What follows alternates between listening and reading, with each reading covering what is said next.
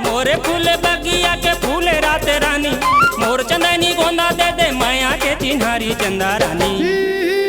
बोल देना गुर बानी, बोल देना गुर बानी। मोरे फूले बगिया के फूले रात रानी, मोर चंदनी गोंदा दे दे माया के चिन्हारी चंदा रानी। बोल देना गुर बहनी, अरे बोल देना गुर बानी।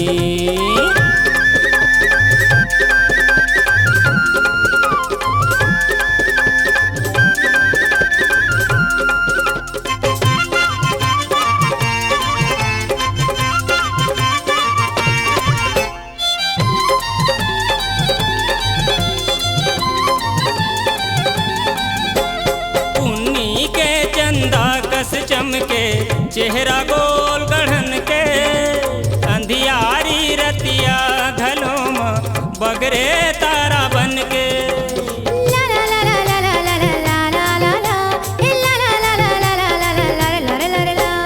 पुन्नी के चंदा कस चमके चेहरा गोल गढ़न के, अंधियारी रतिया घलों चमके तारा बन के।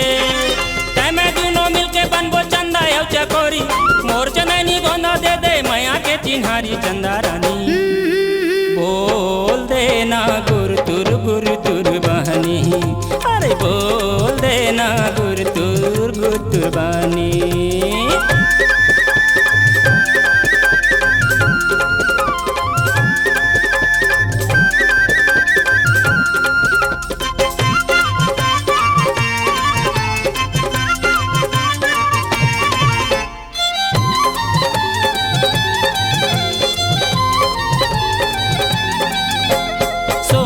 पुत्री तोला बना के रखी हो महल अटारी, रही वो दोनों ऐसे मिलके जैसे राजा रानी।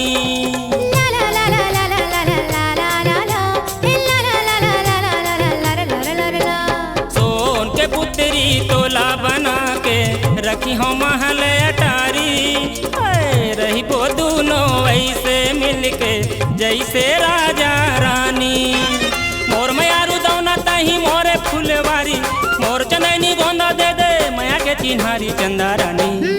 अरे बोल देना गुर बहनी, अरे बोल देना गुर बानी। मोरे फूले बगिया के फूले रात रानी, मोर चंदनी गोंदा दे दे माया के चिन्हारी चंदा रानी।